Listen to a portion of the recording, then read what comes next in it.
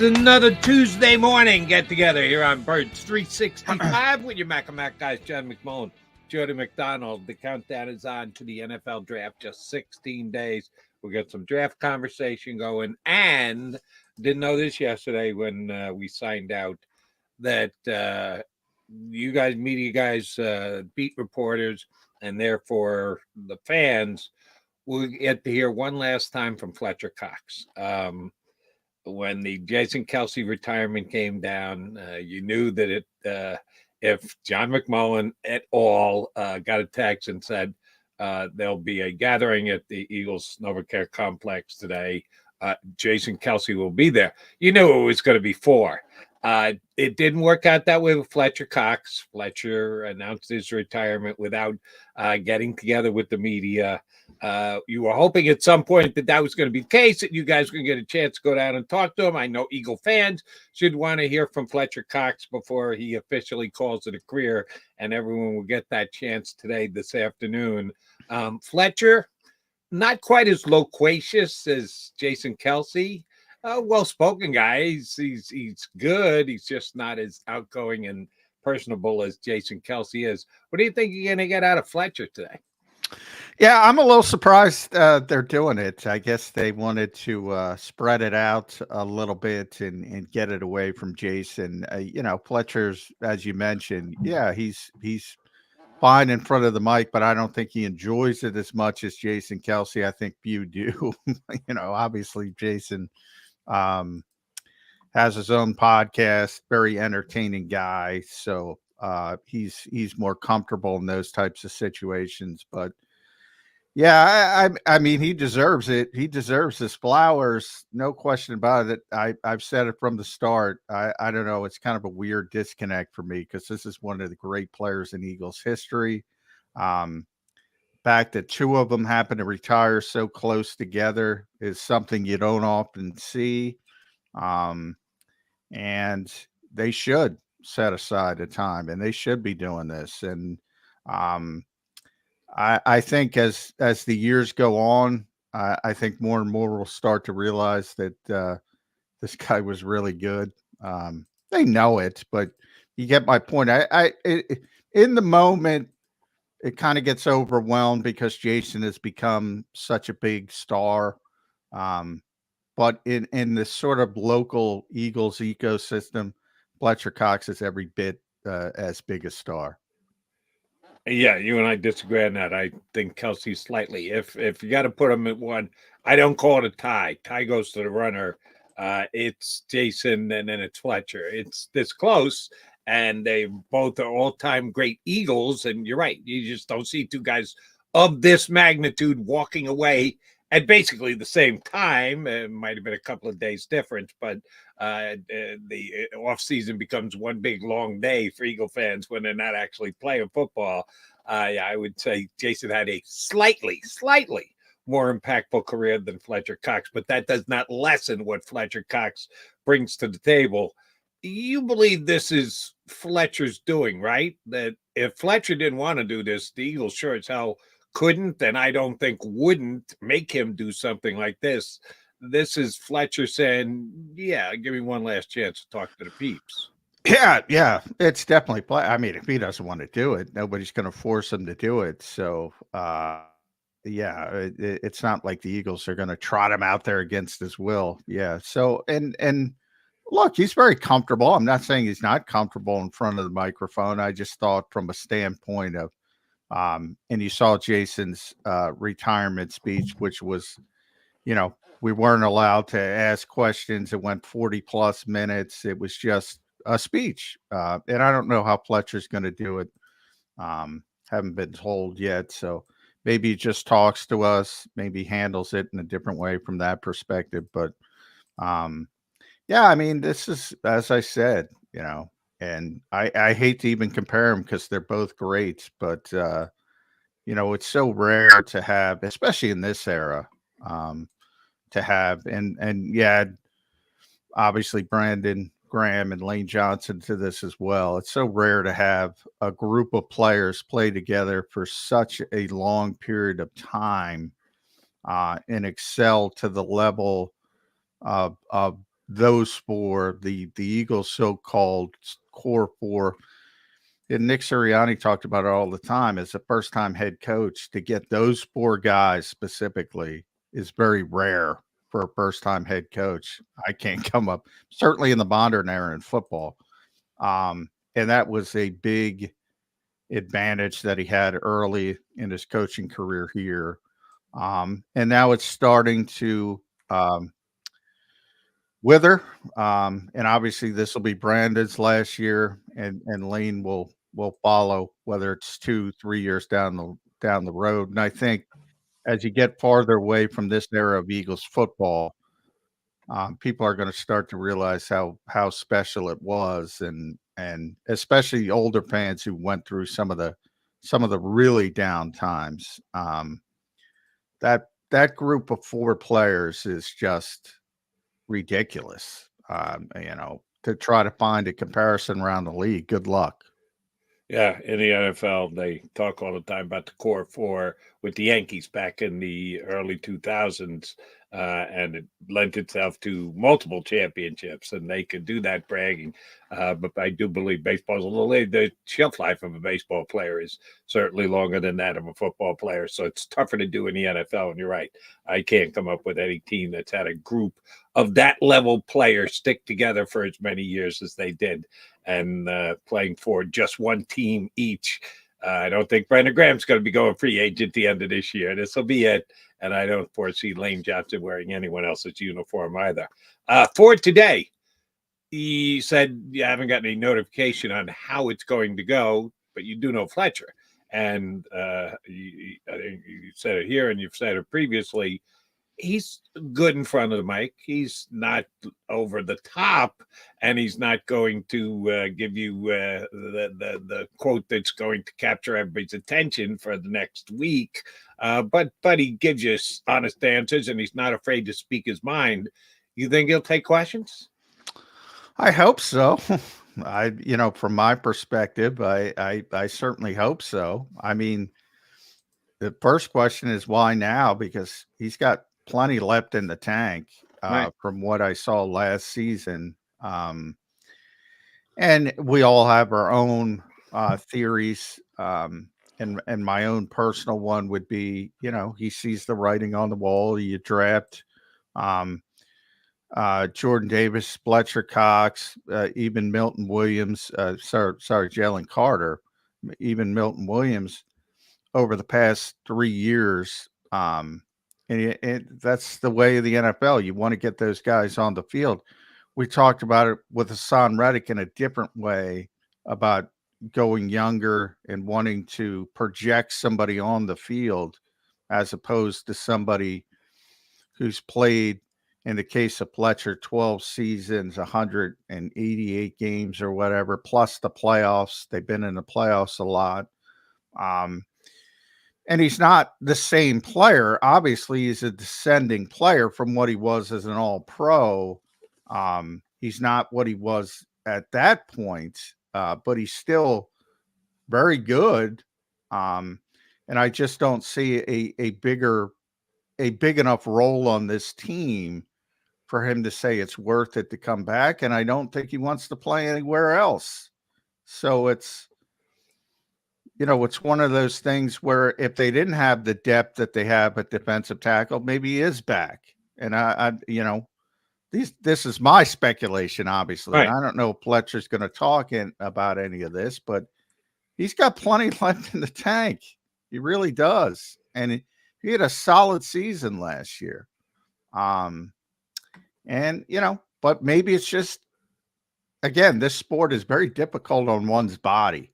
And maybe he's got a lot of outside interest, and maybe he just wants to be able to do some things, and his body feels good enough to do them. So could be a whole host of things, but I do know he's got plenty left in the tank from a football perspective. I'm on record. Last year, I thought Fletcher Cox was the most consistent player on the Philadelphia Eagle defense. Who do I think was the best player on Eagle defense? Well, if being the most consistent made him the second best player on Eagle defense, Well, then they lost their top two players because Hassan Reddick was their best defensive player for me last year. A little more on the Peak and Valley side than Fletcher. Fletcher stayed that even keel course, which basically is Fletcher's entire career. And Fletcher didn't have massive down periods where you go, oh, well, is Fletcher getting old? Is Fletcher starting to feel it? No, he stayed that same level. Yeah, there were some peaks where he was all pro and top of the league. He's not that anymore, but his consistently last year, when the Eagles in the last quarter of the season, when the team basically folded up their tent and went home, Fletcher was one of the one reliable guys on the defense I had faith in, week out, while other guys were watching their games go backwards and coming apart at the seams. Never felt that about Fletcher Cox. So I agree with you wholeheartedly. He's got something left in the tank. We're just not going to know what, because he's chosen to call it a career at this stage. And I think the Eagles will miss him. I think the two big Georgia guys in the middle will step up and have better and hopefully, key word here, more consistent years, because they both played very well at times, and other games they were not nearly as effective. I'm not as worried about losing Fletcher Cox, even though I'm calling him the most consistent player on the defense last year, because I think Howie Roseman has done a good job of restocking that position. Don't know that there's another Fletcher Cox in there, but I do think they've got some decent depth at the DT position as of now. Yeah, I mean Jalen Carter. I think the only thing between him and consistent Pro Bowl level positioning is himself. As long as he stays on the right path and shows the work ethic, he's got so much talent. He's gonna be a star in this league. And then I have some young players. I mentioned, Milton Williams might be the most underrated player on their defense, in my estimation. They've always liked Marlon Tuipulotu, who's more of a run defender. And Fletcher's probably that's another thing about Fletcher, Jody. He's probably the most well-rounded defensive tackle as far as being able to rush the passer and stop the run. And then Moro Ochomo, who, was a draft pick last year, late 7th round pick, but they like him a lot. So he's there. They signed a kid named PJ Mustipher as they try to get more depth behind Jordan Davis for the zero shade technique. So they have a bunch of bodies, but yeah, you don't replace Fletcher Cox just.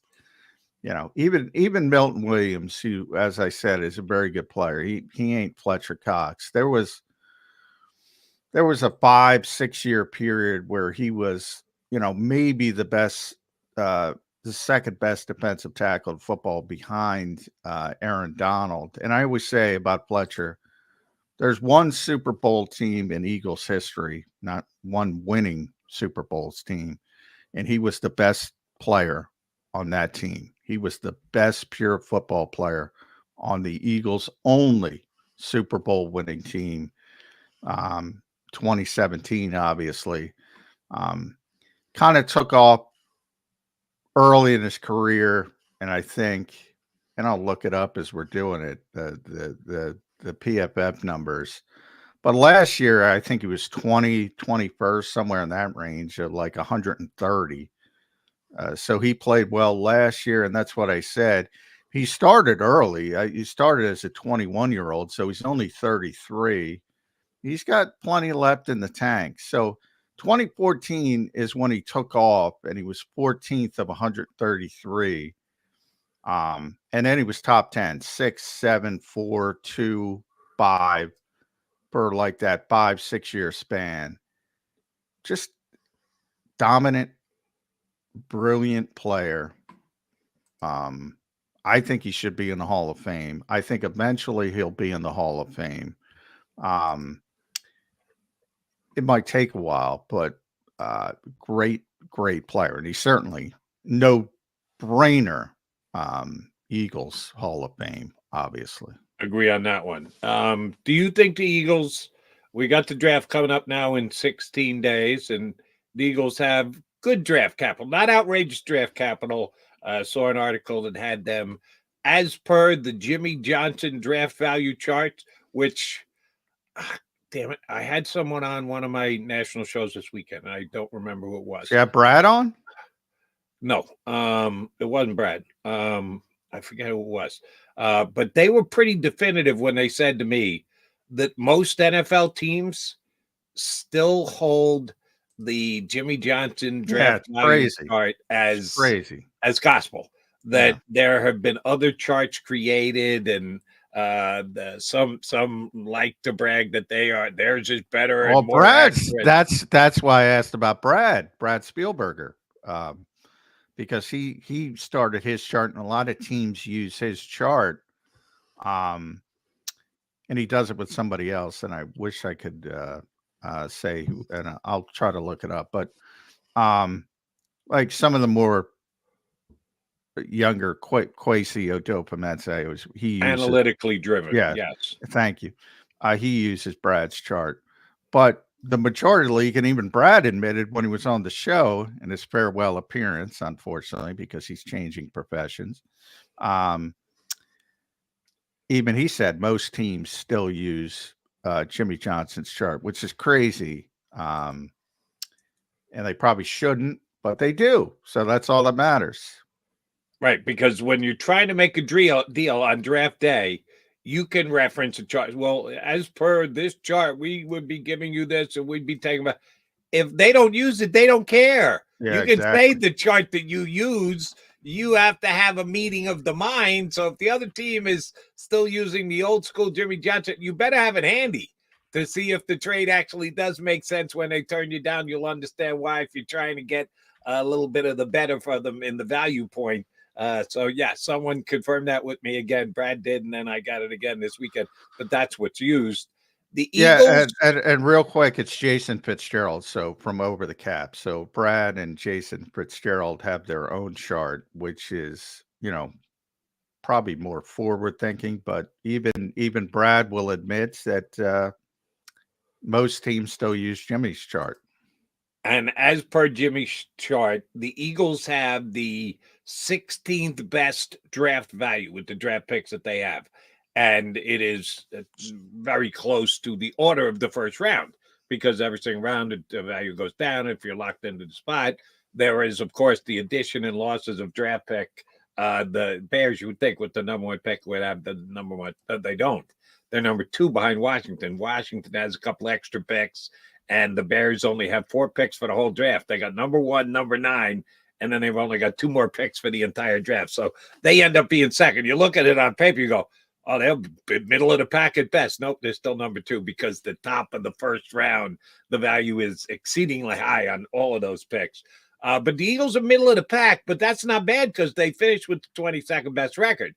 We might not think of that and or want to acknowledge that because of the collapse at the end of the season. They were in the 30s for a good portion of the year as to where they were going to draft, but they are at number 22. But Howie's got some ammunition. Now, I listen to some Eagle fans and or Eagle media, Howie's got all this flexibility, how he can do so many things with the draft. That's how he's passed. And he may be able to pull it off again. He's very good when it comes to draft day trading and moving around and getting what he wants. They've got some bullets, but some people are making it sound like they've got all this draft ammo to do exactly what they want. Not really. They got a couple of extra compensatory 5th round picks, but how much does a 5th round pick really move the needle?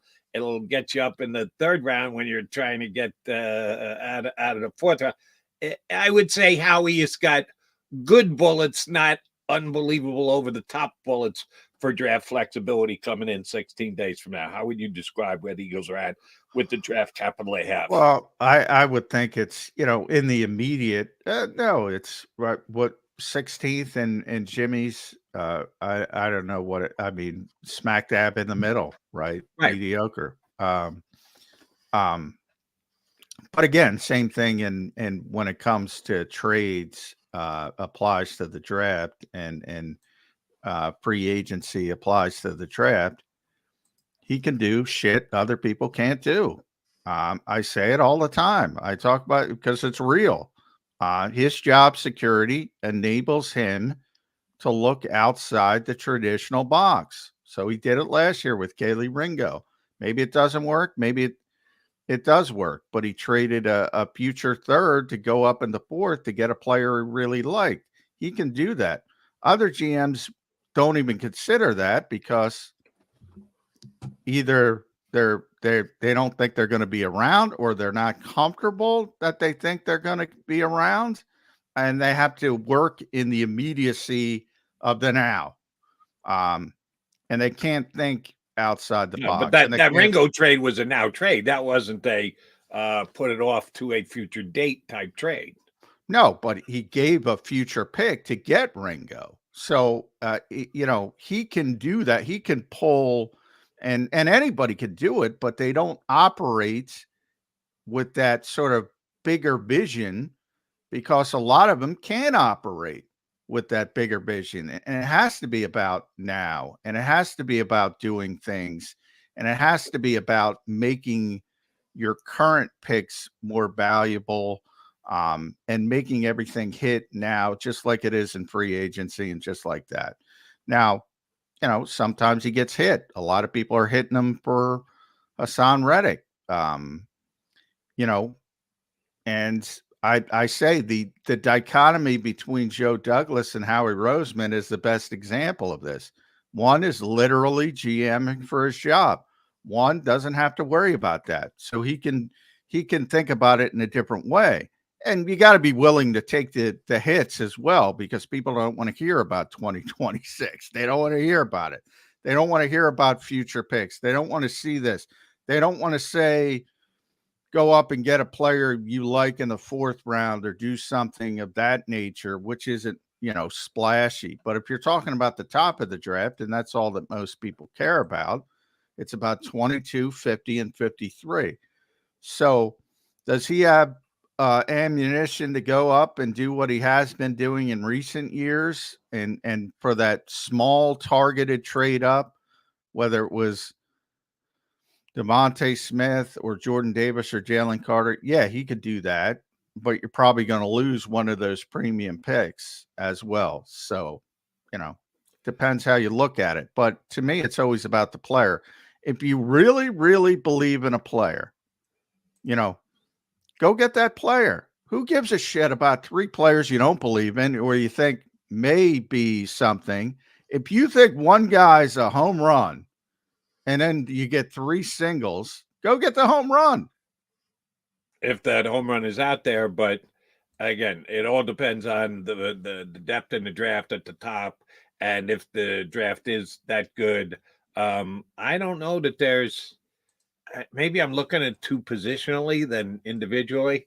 I don't know that there's a guy that he's going to be there at what would be the lowest number you'd be willing to go to, John, moving from 22, moving up, if you had to give up one of your second round picks? Because again, is a third round pick a third round pick probably not going to move you more than one slot? What did the Eagles give up last year to move up to one spot to get the DT that they wanted? What was? Do you remember what that was? No, but they moved one spot. They went from 10 to 9. I'll look it up, but I criticized Howie at the time, and I still criticize because he didn't have to. Probably didn't have to. Yeah. That's the only reason I criticized him. But if you look at, let's see, 22 and 50 will get you up to, and this is under the Jimmy trade chart. So that gets you 800 plus 400, 1200, 1180. That will get you up to, according to Jimmy's trade chart, 13, 12. Okay, so that's not a bad move. All right. But that's giving up your first second round pick at number 50. Yeah.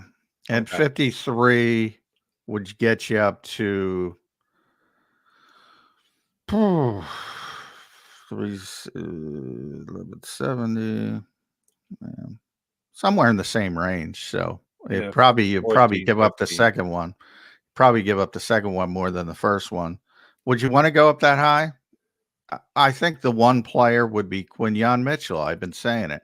And I don't know if they believe in him, but if they do, that is the one guy that I think that could make him get off their keisters and say, all right, if he starts to get to a certain spot, maybe we should think about going up again. All right, I'm going to make you do math one more time since you got the draft chart open. If they traded their third-round draft pick, and packaged 22 in their third-round draft pick, as per the Jimmy Johnson chart, how much would that actually move? Because I think Howie's going to want to hold on to both of them. Well, they don't have a third round. They don't have a third round pick now. Oh, that's right. What am I talking about? Yeah. So their next pick is until like in the hundreds, right? Yeah, 120. So you're gonna have to give up if you're gonna target one of those guys, you're gonna have to give up the second of your second round pick. Yeah. Yeah. Or you can go in the future if somebody's interested in a future pick. But no, that's more likely the Eagles doing that because Howie Roseman will accrue those future picks. Other general managers, as you just said, well, you never know because for today. Yeah, some obviously it's a sliding scale in the job security for each GM, but some have a little bit of rope, and some might say, all right, this is a crappy draft, and I can move down a bunch of spots and get what I want, and I'm not really in love with this, and I can go into the future from that perspective. So it's always about the individual team. But 120, just to do it real quick, that'll get you up to maybe 20, so you can get up You're moving a two spot or slots. so. Maybe 21. Yeah, that's probably like he did last year, because I think the move up, and that was from 10 to 9, which is more significant than 22 to 21, and they had to give up a decent day 3 pick. So it's either it's a 2 or bust. If you're looking to move up in the first round for a targeted player that you don't believe will be there at 22. And I will cut Howie some slack, and I'll tell you why from last year's draft that he gave up a pick that he probably didn't have to go up. Carter was still on the board, and there had to be other teams inquiring with Chicago, hey, what's it going to cost for us to move up? If Chicago was running a bluff on the Eagles, well, we're talking to these other teams. I have to give that credence. If I'm the Eagles and I got a chance to move out on and get Carter at number 9, which was value at that time, and the Bears trade the pick to somebody else. It was a 2024 fourth, so it was a future fourth. What they moved up to get. Yeah, that's not much. That was a good deal by Howie. I don't think so, because Howie's veteran enough to know that Chicago was running away from Jalen Carter, and he was going to be there. Again, John, are you disputing the fact that the Bears could have traded the pick to someone else? No. Then that's why you make the deal. You can't know. You don't have the you can't know. You can't know. But I don't know. The general manager, and I'm not much of a Ryan Poles fan, and you're even less than a Ryan Poles fan. But if he tells me on the phone, listen, Howie, here's what I need, and if you're not willing to give it to me, I'm going to trade to somebody else. I have to believe that that's a possibility, and I got to pull the trigger on that deal. I mean, I'm not going to kill him over it, but how many? And Ryan's a little bit different than some people, but I think there were a lot of teams running away from Jalen Carter, and he was the most Eaglesy pick of all time. So, is there somebody out there with the cachet to take the chance there? I guess it's a possibility. Right. I'm not going to kill him for it, but I would have waited. But then it depends on who else they liked. And maybe they didn't like anybody else at that position. I haven't heard anything to that point because they were hyper focused. And in fact, it was a little, I was thinking about this when I was writing about their top 30 visits. And I always talk about themes more than the actual players. And Jalen Carter, if you remember, and I had forgotten this, once he talked to the Eagles, he stopped taking visits. Like it was, they rarely telegraph things. Like his floor was the Eagles, and he kind of knew it. And he stopped taking those top 30 visits, and that surprised me a little bit. So the Eagles were really excited to get him, and moving up one spot is certainly not going to kill him. I don't think my assessment is they didn't have to move up, but who knows? You're right. It's possible.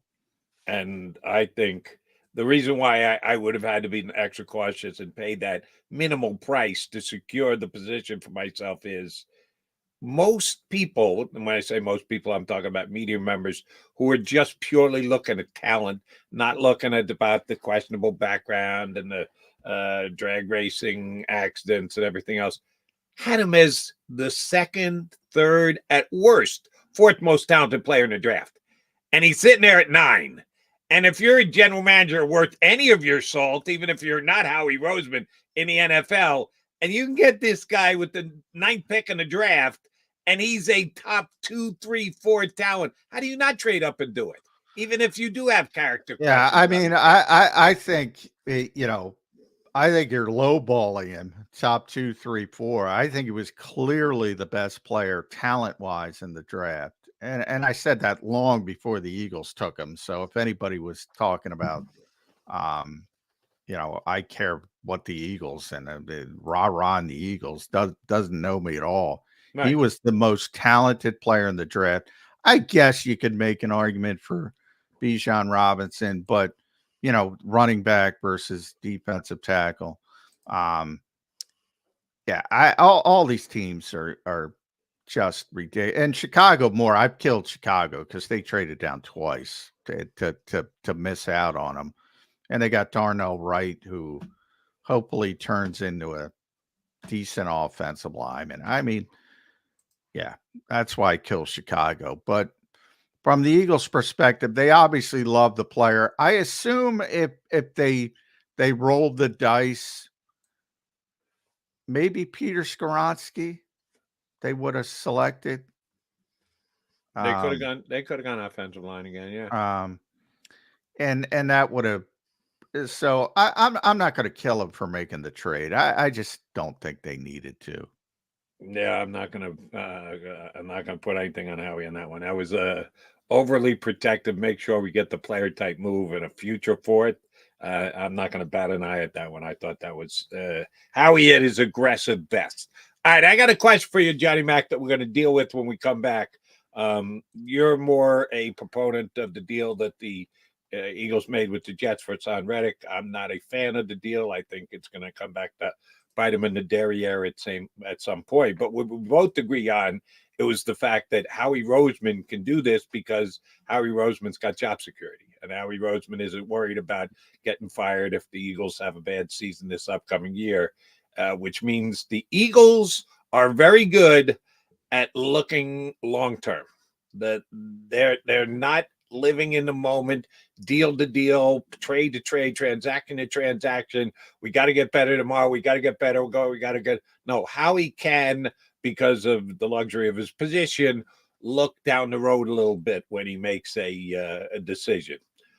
I'm going to ask you about a down the road potential decision for the Philadelphia Eagles, and it will not come into play till at its earliest 2025. I'm going to ask you about the head coach of the Philadelphia Eagles. We'll come back. We'll do that next. He's McMullen. I'm McDonald. You got Birds 365 here on the JAKIB Media YouTube channel.